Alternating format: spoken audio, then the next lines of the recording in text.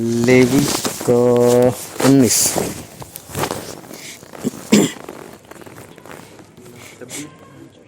नहीं 19। 19 तो लगा ले। हाँ 19 का 19। ਤੁਸਾਂ ਮੇਰੀਆਂ ਰੀਝਾਂ ਨੂੰ ਧਿਆਨ ਰੱਖਣਾ। ਤੂੰ ਆਪਣੇ ਡੰਗਰ ਨੂੰ ਕਿਸੇ ਵੱਖਰੀ ਜਾਤ ਨਾਲ ਨਾ ਮਿਲਾਵੀਂ। ਤੂੰ ਆਪਣੀ ਪੈਲੀ ਵਿੱਚ ਰਲਿਆ ਮਿਲਿਆ ਬੀਜ ਨਾ ਬੀਜੀ। ਨਾ ਤੇਰੇ ਉੱਤੇ ਸੂਤਰ ਅਤੇ ਉੱਨ ਦਾ ਬਣਿਆ ਹੋਇਆ ਕੱਪੜਾ ਪਵੇ। ਜਿਹੜਾ ਕਿ बस बस एक ही पद। इसको फिर से पढ़ो यार। ਤੁਸੀਂ ਮੇਰੀਆਂ ਵਿਧਾਂ ਨੂੰ ਧਿਆਨ ਰੱਖਣਾ।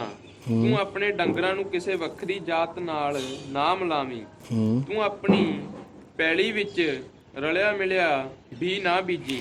रलिया मिलिया मतलब ਮਿਕਸ। मिक्स बीजे। हाँ फिर ਨਾ ਤੇਰੇ ਉੱਤੇ ਸੂਤਰ ਅਤੇ ਉੱਨ ਦਾ ਬਣਿਆ ਹੋਇਆ ਕੱਪੜਾ ਪਵੇ। सूत्र और ऊन ਹਾਂ ये तो है ही नहीं। और क्या है? मगर किसी दो को मिक्स कर कर कपड़ा मत बनाना। यही वो मेरे भाई इसमें तो नाम लिख दिया ना, हाँ इसमें तो सूत्र और ऊन। फिर पर्चियां हमारे पूछ लो अंकल जैकी की दादी प्रार्थना करो नीचे बुला रही अच्छा सुबह आ गया मिठाई नीचे आई हो वो ऊपर नहीं आता करो हाँ वो तो है। पंजाबियों ने नाम लिख दिया। चलो फिर मिठाई करके व्यवस्था सा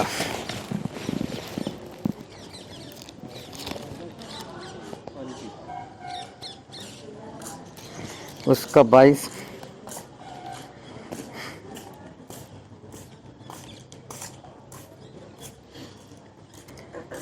और 9। व्यवस्था साथी भाई का ना हम्म ਤੂੰ ਆਪਣੇ ਅੰਗੂਰੀ ਬਾਗ ਵਿੱਚ ਦੋ ਪ੍ਰਕਾਰ ਦੇ ਬੀਜ ਨਾ ਬੀਜੀ। ਮਤੇ ਉਹ ਬੀਜ ਜਿਹੜਾ ਤੂੰ ਬੀਜਿਆ ਹੈ ਅਰਥਾਤ ਸਾਰੀ ਪੈਦਾਵਾਰ ਅਤੇ ਬਾਗ ਦਾ ਵਾਧਾ ਜਬਰ ਹੋ ਜਾਵੇ। हाँ जबर अभी सुन लेना कि पहले हमने कौन सा पढ़ा। पहले हमने लेविया पढ़ाई लेवी 19 का 19 और फिर व्यवस्था सर 22 का 9।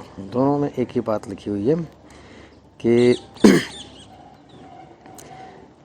जब तू खेत में जाए तो खेत में दो तरह के बीज उसको मिलाकर उसको ना बीजना और जो कपड़े पहनता है उसमें भी दो मिक्स कर कर कपड़े ना पहनना।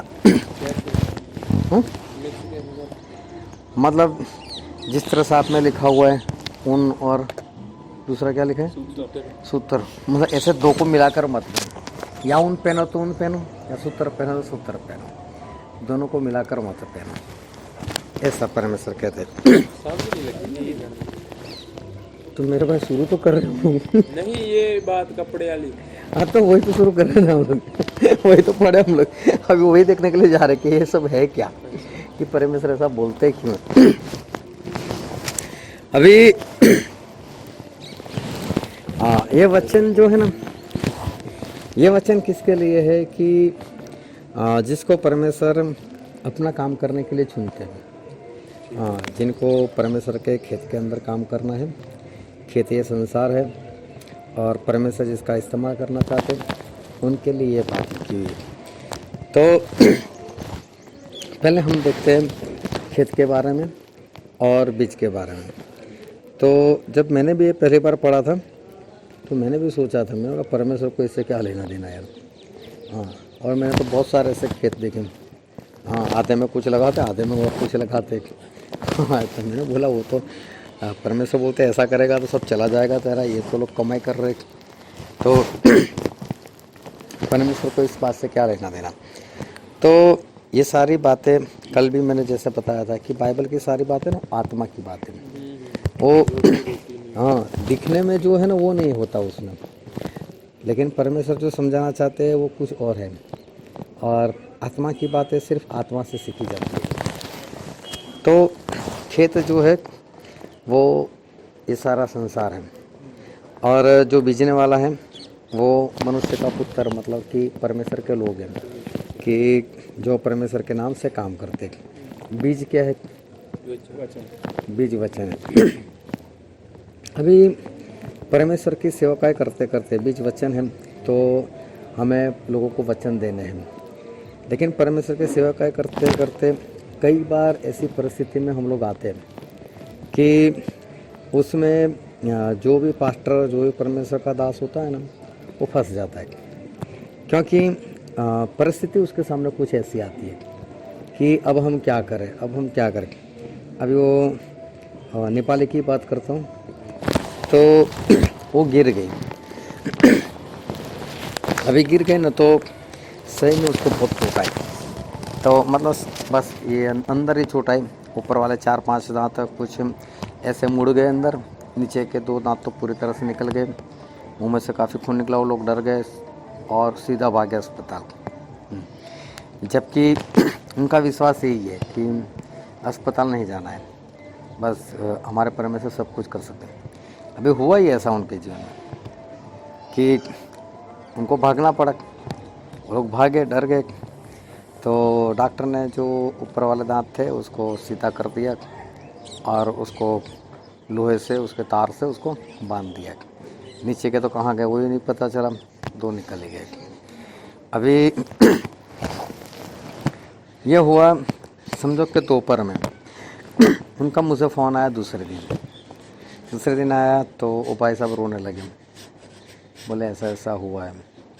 पहले तो उसने बोला कि आप आ जाओ प्रार्थना के लिए, लगाया उसको। मैं बोला लगा होगा, मामूली सा गिर गई तो उसमें कौन सी बड़ी बात है। लेकिन मैं 1 घंटे तक नहीं गया तो उसका वापस फ़ोन आया, तो वो रोने लग गया। तो मुझे लगा चलो कुछ ज़्यादा लगा है। अभी मैं वहाँ पर, तो मैंने सभी लोगों को फ़ोन कर दिया। मैंने बोला यार सभी लोग चलो वहाँ पर प्रार्थना के लिए चलते। तो संगत वाले काफ़ी लोग वहाँ पर आ गए। अभी हम सभी लोग वहाँ पर बैठे हुए, मैं उसके पास बैठा हूँ, फिर उसके लिए प्रार्थना भी हो गई। उसके बाद में उसने मुझसे एक सवाल कर दिया, बोला हमने डॉक्टर के पास जाकर गलती तो नहीं की? बोले हमारा तो विश्वास ऐसा है कि हम डॉक्टर के पास जाते नहीं, हम लोगों को सिखाते। और बोले मेरे जीवन में ऐसी परिस्थिति आई, तो इसी परिस्थिति में अगर मैं डॉक्टर के पास गई तो ये सही है या गलत है? अभी देखने जाओ तो उसको लगा है ऐसा, डॉक्टर के पास तो जाकर ही आए। अभी मैं उसको क्या बोलूँ? अगर मैं उसको ऐसा बोलता हूँ कि नहीं यार आप लोगों ने तो गलती कर दी, तो उनको चोट लगती है कि हमको तो ऐसा लगा, अगर आप होते तो क्या करते, ऐसा वैसा कुछ भी उनके दिमाग में सवाल हो सकते। तो ऐसी परिस्थितियों में जो परमेश्वर का दास है ना, वो फंस जाता है। तो परमेश्वर के दास का काम क्या है? बीज बीजना। बीज क्या है? वचन है। तो परमेश्वर के दास का एक ही काम है कि बस बीज को ही बीजो, 2 तरह के नहीं। परमेश्वर का वचन तो परमेश्वर का वचन ही जाना चाहिए, और कोई बात नहीं जानी चाहिए। तो मैंने फिर उसको स्पष्ट बताया, मैंने बोला गलती तो की आप लोगों ने कि हमारा परमेश्वर सब कुछ कर सकता है, तो फिर आप लोग गए क्यों वहाँ पर? तो बोले हमारे साथ हुआ ही ऐसा। बोला हाँ वैसा हुआ, इसका कारण है कि आप लोगों का जीवन सही नहीं है। अगर आप लोगों का जीवन सही होता तो फिर ये बात नहीं होती। अभी संगत के काफ़ी लोग वहाँ पर मौजूद है। इसकी परिस्थिति देखने जाओ तो बहुत ख़राब सी है। उसका पति रोता है, उसका बच्चा रोता है, और ज़्यादातर ऐसी परिस्थिति में लोग क्या करते हैं, उसको दिलासा देते हैं, चला कोई बात नहीं परमेश्वर ठीक कर देंगे, कोई बात नहीं, अस्पताल गए तो क्या है। मैं भी कुछ नहीं बोलने वाला था उसको, लेकिन अभी सवाल कर दिया कि हम लोगों ने गलत किया है सही किया। तो सवाल किया तो फिर तो मुझे बताना ही पड़ेगा कि क्या है क्या नहीं। लेकिन उस वक्त मैं ऐसा बोलता हूँ चलो कोई बात नहीं, तो परमेश्वर क्षमा करेंगे, ये है वो है, तो ये बात सही नहीं है। तो इस कारण से परमेश्वर बोलते हैं कि जब भी आप खेत में बीज बीजने के लिए जाओ तो एक ही तरह का बीज, 2 तरह के मत बीजो। मतलब परमेश्वर के वचन तो परमेश्वर के वचन ही सुनो, फिर सामने चाहे कैसी भी बात हो जाए, कुछ भी हो जाए। एक बार हमारे वहाँ एक पंजाबी था जो सिकलीगर बोलते हैं ना, हाँ, तो वो था। तो वो इंसान, उसकी एक आँख खराब थी। अभी उसके जीवन में हुआ ऐसा था कि वो कारोबार करता था, वो चादर बेचने का।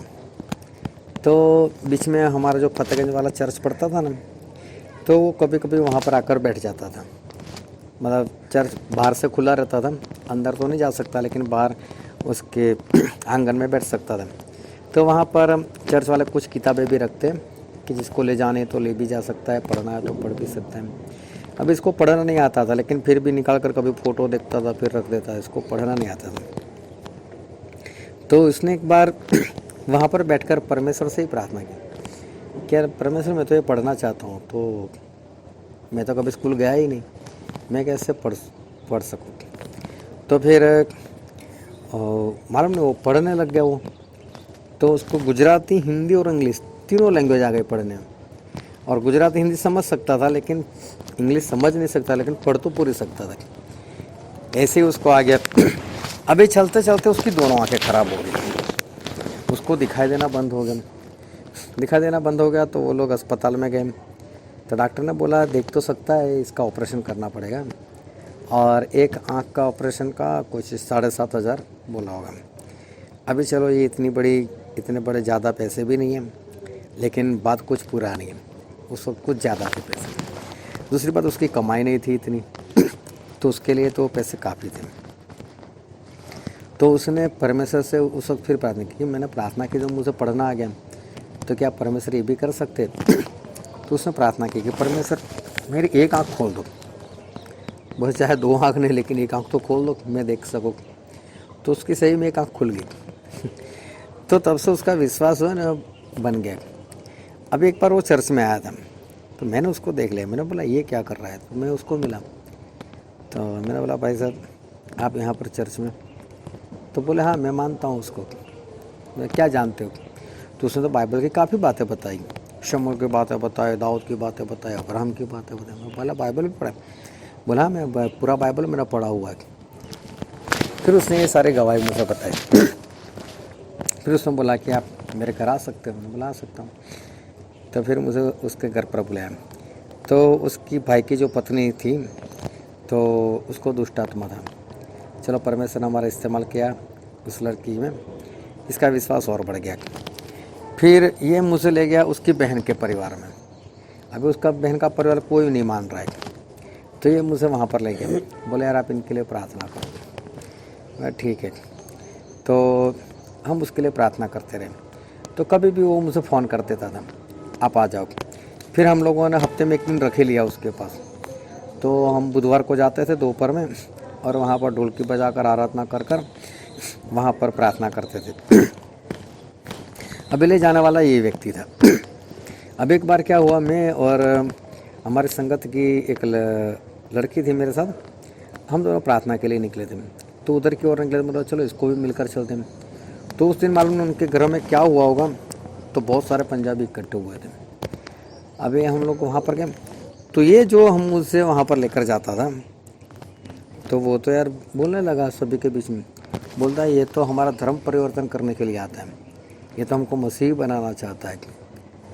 तो मैं शौक रह गया। मैंने बोला ये खुद हमको लेकर आने वाला, और आज ये उल्टा कैसे बोल रहा है। बोला मालूम है हमारा गुरु नानक ने ये किया, वो किया, ये लड़ाई लड़ी, वो लड़ाई लड़ी, हमारा हिंदू धर्म के लिए ये किया, ये बलिदान दिया, वो काफ़ी कुछ उसने तो गुरु नानक के बारे में बोला। यीशु ने क्या किया, जो खुद इतना सब बोलता था, तो पूरा उल्टा हो गया। अभी मैं क्या करूं? सभी पंजाबी वहाँ पर बैठे, सभी लोगों की आंखें मेरे सामने ऐसे हो गई। बोले ये यहाँ पर इसलिए आता है। तो मैंने उसको मैंने बोला गुरु नानक अभी कहाँ पर है? बोले वो तो मर गए। तो फिर मैंने बोला जो मर गया ना वो तुमको भी मार देगा, लेकिन यीशु मसीह जो है ना वो कब्र फाड़ कर बाहर निकले, वो जीवित है, वो आपको जीवन दे सकता है। बस मैं इतना बोल गया। वो अभी देखते क्या होता है। तो जिस परिवार में हम लोग बैठे वो लोग उसमें से तो कोई विश्वास करता नहीं था। ये मुझको वहाँ पर लेकर जा, यही पलट गया था। तो उसका जो भांजा था वो अचानक से खड़ा हो गया। बोले स्टैनली भाई को मैंने बुलाया प्रार्थना के लिए, जिसको प्रार्थना करें वो यहाँ पर रुके, बाकी सब बाहर निकल जाओ। बोले मुझे प्रार्थना करवानी है। वो खड़ा हो गया। तो चलो मैं बच गया, मतलब कुछ भी नहीं हुआ। कहने का मतलब परमेश्वर ये कहना चाहते हैं कि एक तरह का बीज, मतलब परमेश्वर के वचन तो परमेश्वर के वचन समय को देखकर, परिस्थितियों को देखकर समझौता मत करो, किसी भी तरह का समझौता मत करो, लेकिन जिस तरह से परमेश्वर का वचन कहता है बस उसी तरह का काम किया करो।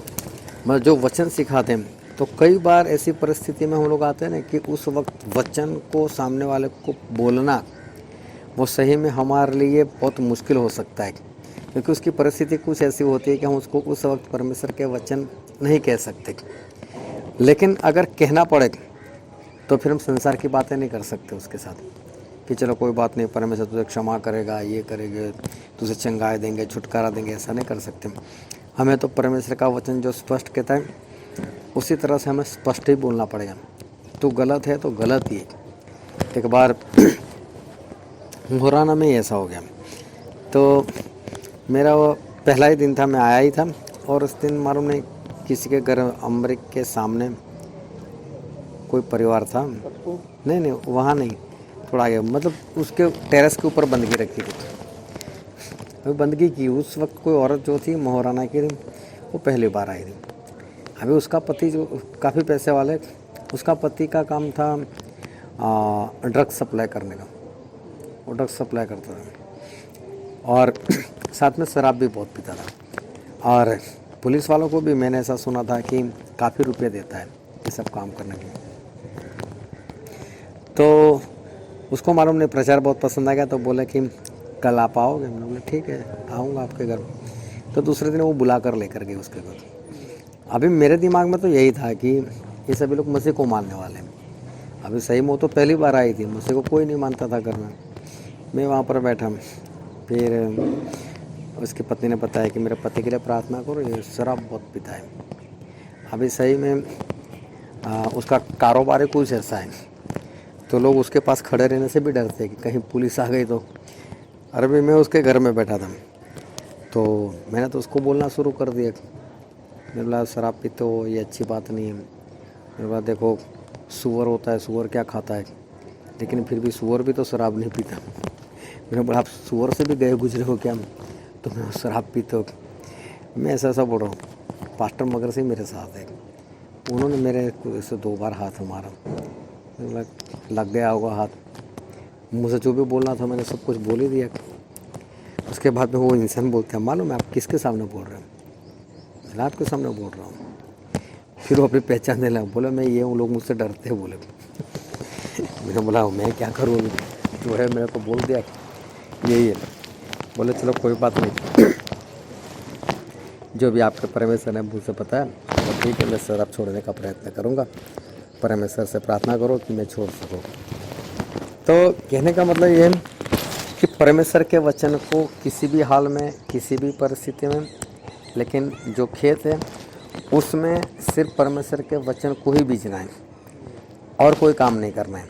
मतलब किसी को दूसरा रास्ता नहीं बताना है कि चलो ऐसा कर लो। अब एक भाई साहब थे, उसके अंदर दुष्ट आत्मा आ गई। दुष्ट आत्मा आ गई तो उसकी पत्नी भागकर पास में ही चर्च था, पास्टर को बुला कर लेकर आई थी। भाई पास्टर आया, उससे प्रार्थना तो कर दी। प्रार्थना के बाद उसने ऐसा बोला है कि किसी अच्छी दरगाह के ऊपर ले जाओ इसको, बोले अच्छी जगह पर ले जाओ, दरगाह के ऊपर ले जाओ।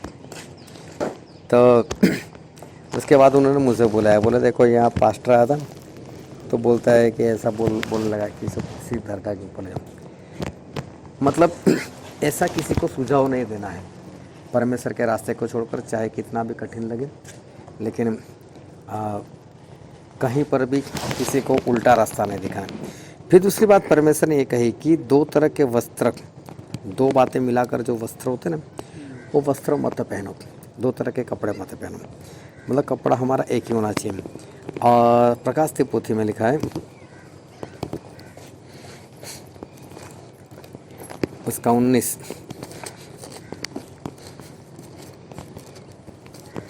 और उसका 8। ਇਹ ਉਸ ਨੂੰ ਬਖਸ਼ਿਆ ਗਿਆ ਭਾਈ ਭੜਕੀਲੇ ਅਤੇ ਸਾਫ਼ ਕਤਾਨ ਦੀ ਪੁਸ਼ਾਕ ਪਾਵੇ, ਇਹ ਕਤਾਨ ਤਾਂ ਸੰਤਾਂ ਦਾ ਧਰਮੀ ਕੰਮ ਹੈ। ये प्रभु यीशु के बारे में लिखा है कि प्रभु यीशु ने अपनी कलीसिया को वस्त्र दिए हुए पहनने के लिए, और वस्त्र क्या है, धर्म के काम है।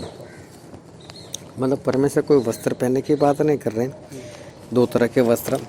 मतलब परमेश्वर बोलते हैं कि आपके जीवन में सिर्फ परमेश्वर के वचन की आज्ञाकारी होनी चाहिए, किसी और तरह की आज्ञाकारी नहीं होनी चाहिए। हाँ, मतलब दो तरह के कपड़े मत पहनो, परमेश्वर के ही कपड़े पहनो, जो परमेश्वर ने आपको दिए हुए वही, मतलब सिर्फ आज्ञाकारी में बने रहो और कुछ मत करो।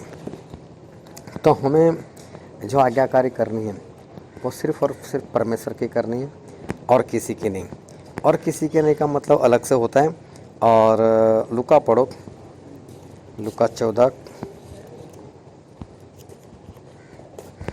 का 26वां पद।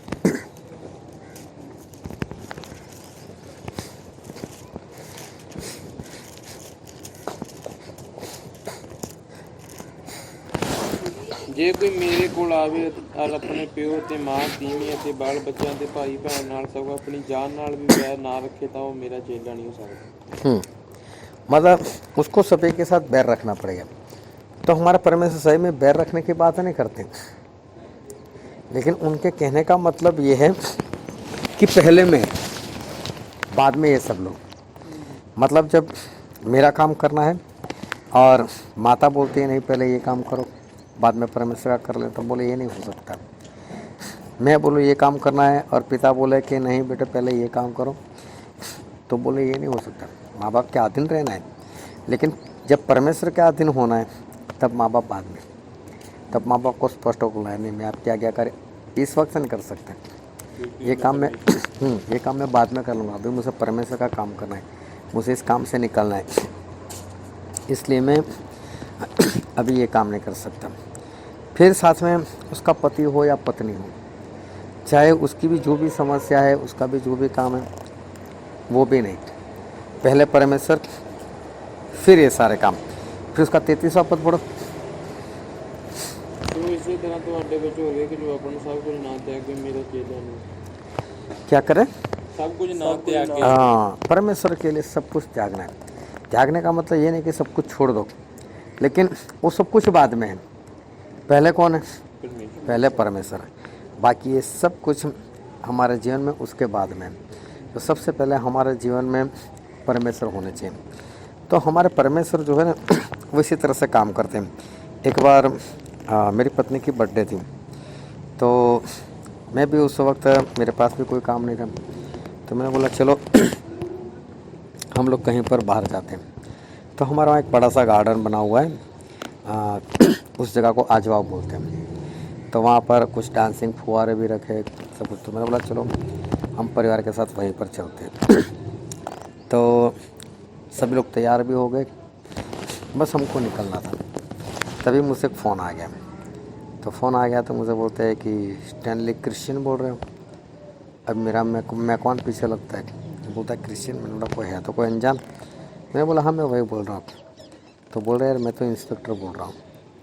यार डर गया, मैंने बोला इंस्पेक्टर क्यों बोल रहा हूँ। बोला कहाँ से बोल रहे हो। बोले ये पुलिस चौकी से बोल रहा हूँ। मैं बोला क्या हुआ। बोले आप यहाँ पर आ जाओ। मैं बोला हुआ क्या। तो बोले आपका एक मित्र है ना वो अंदर हो चुका है। मैं बोला मेरा तो ऐसा कोई मित्र है नहीं जो अंदर हो जाए। मैं बोला उसका नाम क्या है, फिर उसका नाम बताया। भाई सही में वो मेरा मित्र नहीं था, मेरे मित्र का बड़ा भाई था, और उसको मैं सुसमाचार देता था। तो उसने शराब के नशे में अपना ही घर फूंक दिया, तो पकड़ा गया, तो उसको अंदर डाल दिया था। तो बोले वो मिलने के लिए बुला रहा है। बोले ठीक है मैं आता हूँ।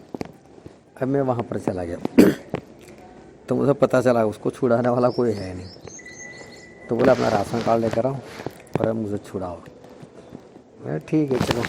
कैसे छुड़ाते, पुलिस वाला बोलते कुछ नहीं हमको बस कोर्ट में जाना है, वहाँ पर इसका नंबर आएगा, बस आपको जमानत देनी है, छुड़ा लेना है इसको। चलो ठीक है कर लेते हैं काम। अभी मालूम है वो काम कर कर जब मैं वापस आया तो शाम के 6 बजे थे। सुबह निकला था शाम के 6 बज गए। अभी हो सकता है मैं ये काम ना भी करता, मैं मना कर देता मुझे नहीं आना है। वो तो अंदर था, वो तो मुझे फ़ोन नहीं कर सकता था। हाँ तो मैं तो परिवार के साथ घूमने के लिए भी जा सकता था, लेकिन एक आस थी कि चलो ये मसीह में आ सकता है और इसका जीवन सुधर सकता है, इसके लिए मैं मेहनत कर रहा हूँ, तो चलो इसका कुछ हो सकता है। तो इस कारण से परिवार को पीछे किया और पहले ये काम किया। तो परमेश्वर यही सिखाते हैं कि खुद की सारी चीज़ें भी त्याग दो, मतलब त्यागना का मतलब है उसको छोड़ना है। लेकिन परमेश्वर बोलते कि पहले मेरे वाला काम, उस वक्त उसको छोड़ दो। आप अपना काम दूसरे दिन कर लेना, तीसरे दिन कर देना, एक हफ्ते के बाद कर लेना, लेकिन पहले ये वाला काम जो है उसको ख़त्म करो जो परमेश्वर बोलते हैं।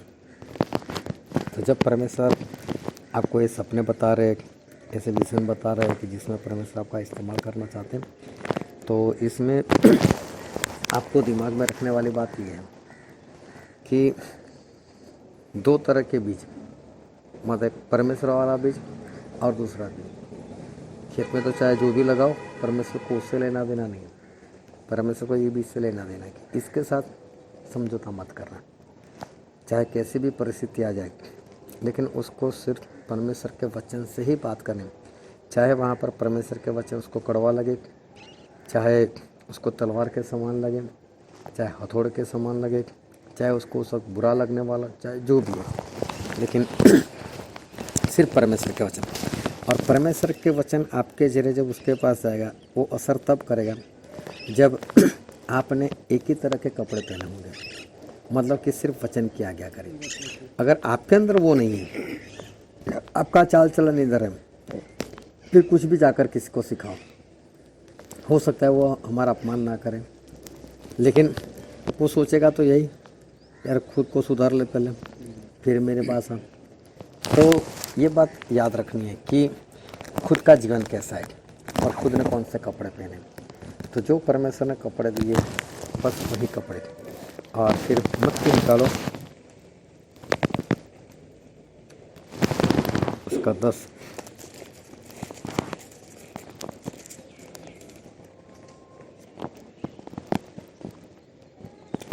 और 10 पढ़ो। ਅਤੇ ਨਾ ਰਾਹ ਦੇ ਲਈ ਚੋਲਾ, ਨਾ ਦੋ ਕੁੜਤੇ, ਨਾ ਜੁੱਤੀ ਅਤੇ ਨਾ ਲਾਠੀ ਲਓ, ਕਿਉਂ ਜੋ ਕਾਮਾ ਆਪਣੇ ਭੋਜਨ ਦਾ ਹੱਕਦਾਰ ਹੈ। क्या लिखा है? पहले क्या लिखा है? झोला, हाँ, फिर दो कुड़ते, हाँ 2 कुर्ते।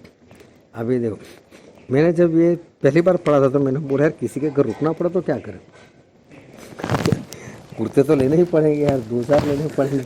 तो परमेश्वर एक कुर्ता कितनी बार पहनेंगे, लेकिन परमेश्वर यही कहना चाहते हैं कि 2 कुर्ता मतलब मेरे वाला कुर्ता, बस दूसरा कुर्ता मत लेना, मतलब आज्ञाकारी वाला कुर्ता जो हमने प्रकाश ते पोथी 19 के 8 में पढ़ा, बस वही कपड़ा, दूसरा कपड़ा नहीं। पहनने के लिए तो 10 लेकर का कोई बात नहीं, लेकिन जो परमेश्वर आत्मा की बात कर रहे हैं वो चाहिए कि हमें वही काम करना है जो परमेश्वर में बोल रहे थे, दूसरी आज्ञाकारी हमें नहीं करनी। तो परमेश्वर की आज्ञाकारी में हमें रहना है। और फिर दूसरा क्या है? 2 जोड़े, ना जुत्ती ਅਤੇ हाँ ना जूती, लाठी। हाँ 2 जूती। हाँ जूती भी है, शांति दिखाती है। हाँ तो शांति को छोड़कर और जूती मत पहना। हाँ जैसे अफसिया 6 में लिखा है ना, इसके 13, 14, 15 में कि शांति की जूती, शांति की खुशखबरी, हाँ उसकी जूती, उसके सिवा और जूती मत पहनना। हाँ मतलब 2 ले जाओ, किसी के घर 4 ले जाओ, उससे लेना देना नहीं, लेकिन ये वाली जूती जो परमेश्वर की आत्मा की जूती है वो सिर्फ एक हमारे पास होनी चाहिए। तो ये सारी बातों को ध्यान रखते हुए अगर आप परमेश्वर में आगे बढ़ोगे, परमेश्वर का काम करोगे, तो जो सफलता है वो सफलता मिलती रहेगी, आत्मा जो है वो जीतते रहोगे। तो परमेश्वर ये बताते कि 2 तरह के बीज मत रखना, और 2 तरह के कपड़े मत रखना, और 2 तरह के जूते भी मत रखना। ये सभी में सिर्फ एक ही बात रखना कि एक ही बीज, परमेश्वर का बीज, एक ही कपड़ा मतलब धर्म के काम, आज्ञाकारी, और एक ही जूती मतलब खुशखबरी, मतलब किसी के पास कोई और चीज़ लेकर हमें नहीं जाना है, बस यही बातें लेकर जाना है। आ गया समझ में?